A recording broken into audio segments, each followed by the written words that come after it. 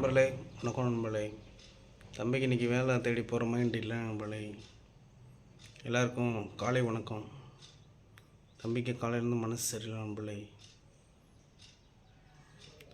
தம்பி நிலமை ரொம்ப மோசமாக இருக்கும் நண்பர்களே. ரைட்டு நண்பர்களே, என்ன நடக்குமோ அதுதான் நடக்கும் நண்பர்களே. நம்மளுக்குன்னு இருக்கிறது நம்மளுக்கு இருக்கும் நண்பர்களே. இன்றைக்கி நம்மளுக்கு வேலையை பார்க்கக்கூடாதுன்ற ஒரு இது இருந்துச்சுன்னா இன்றைக்கி வேலை பார்க்க முடியாது நண்பர்களே. வேலை தேட போக முடியாது. 3 நாள் ஆயிடுச்சு. டிசம்பர் 1 ஞாயிற்றுக்கிழமை ஆயிடுச்சு நண்பர்களே. அதனால் இந்த மாதமும் என்னால் வேலை தேடி போக முடியல. இனிமேல் போனாலும் அடுத்த ஜனவரி மாதம்தான் நண்பர்களே எனக்கு வேலை கிடைக்கும். அதுக்கப்புறம் தான் நான் ஒழுங்காக வேலையை பார்க்கணும் நண்பர்களே.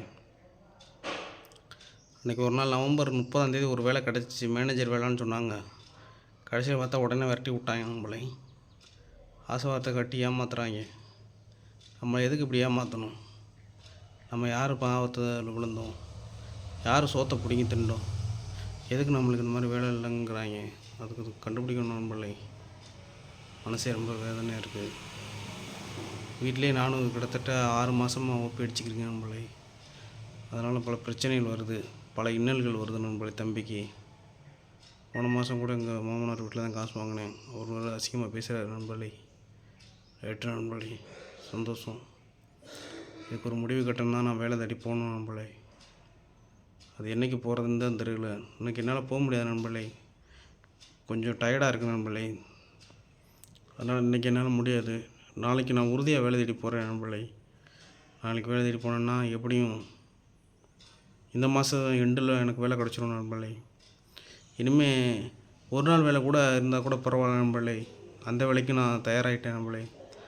ஒரு நாள் வேலை யார் இருந்தாலும் சொல்லலாம். என்னோடய கமெண்ட் பாக்ஸில் கமெண்ட் பண்ணுங்கள். ஒரு நாள் வேலை ஏதாச்சும் இருந்துச்சுன்னா சொல்லுங்கள். அதுக்கு நான் போக தயாராக இருக்கேன் நண்பர்களே.